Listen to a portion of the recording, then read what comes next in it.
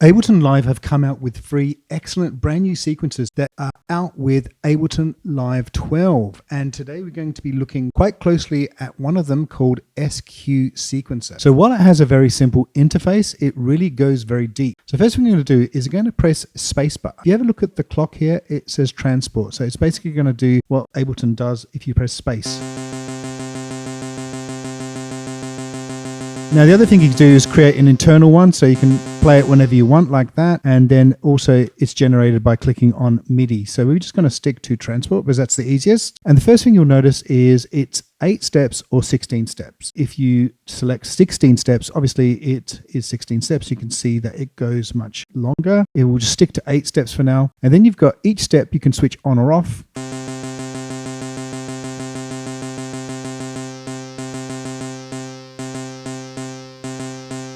So we're just going to click on reset. So further to that, if you click on the pitch option here, you can now start tweaking the pitch with your mouse, or you can go in here and select the value. So let's select a value here of 1 and another value here of 4. This one here will select 2. So let's hear how that sounds like.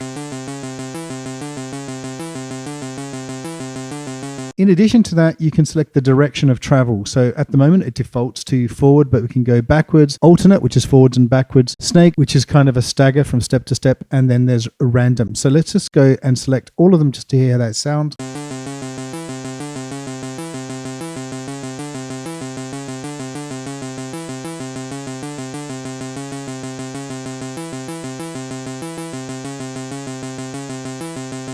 So we're just going to bring it back to forward for now. So what you can do is you can deselect certain steps and then you can scramble them around so they just move and change the position like this. Let's just reset that for now. The other thing you have is random active steps. So it just randomly chooses the steps for you.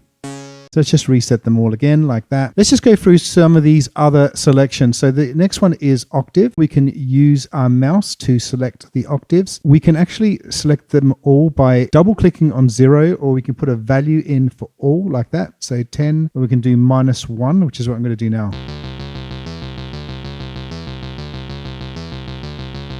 And in terms of pitch, we can just go back there and we can randomize the pitch.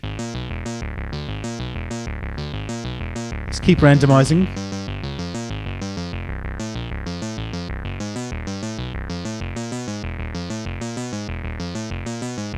So for pitch, what we can also do is we can lock the pitch steps. So locking pitch step, what it does is it says here, this is the length of 1. We're selecting the first one. We can also select a second one. So let's just hear what they sound like this. We could just got the same note basically playing throughout.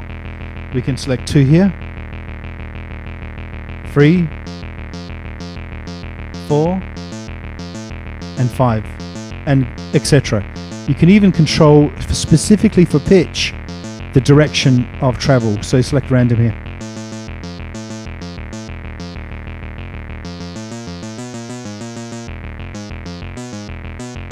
So you've got lots of options there. We're just going to bring these back to normal and unlock. Where this can get really powerful is under velocity and length. So for example, under velocity, what we can do here is we can just use the mouse to change the velocity.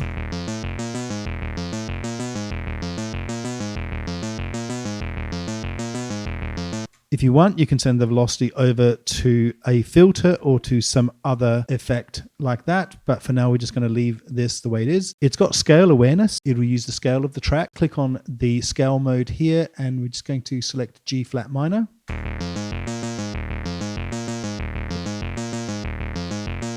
The other thing we can do is shift things around. So if we want to shift all of the notes here in pitch mode, we can shift them to the right and to the right again. Just hear that sounds. We can shift them all down a notch or up a notch. Okay, let's go now to length. What that does is it selects the length of the note. So let's just move these up with the mouse.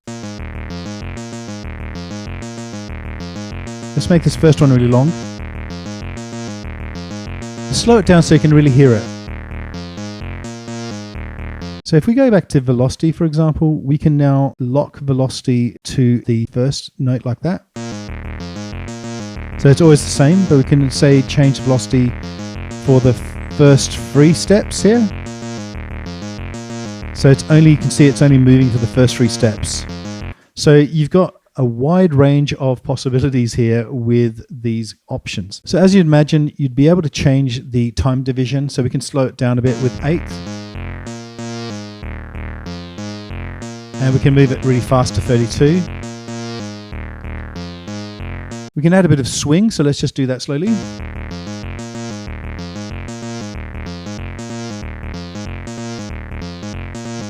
And we can also do triplets and dotted time values. In addition, there is a second page. So let's just go to the second page here, and we can say change the time shift. So let's just hear how that sounds.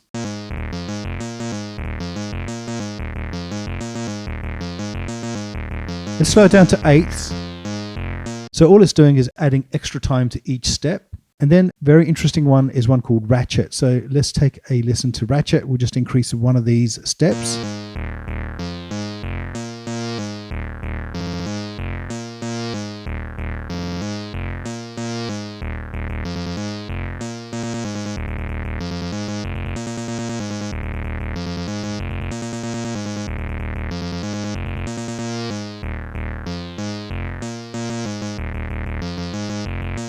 So you can see that can be a very interesting option as well. And finally, there's a option called condition. Now, I don't often do this, but I actually have no clue to what condition does. If you guys know what condition does, please put something in the comments. There's actually not a lot of documentation on the SQ, even though it's just come out and it's a new feature. I don't see a lot of documentation on what it does, but everything else is super fun and super cool. So finally, if we select random range, all that will do is give you a limit as to the range. So for example, we can select 3 here. This is for ratchet.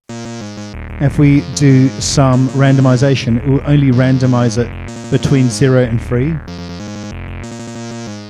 Let's just bring that back to 0. So let's try pitch, for example. Let's just randomize that so it only can be selecting first 3 notes.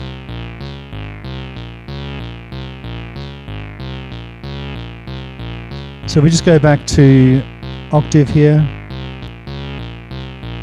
randomize 3 notes.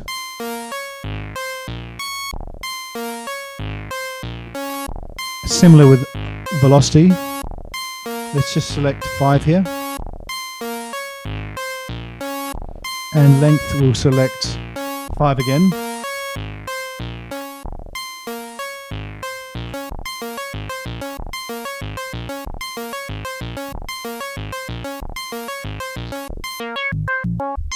Now obviously with the synths that you get with Ableton, you can make lots of adjustments to make the sound amazing like this. So that's it. What do you guys think of the SQ sequencer? If you like the SQ sequencer, you're gonna love this.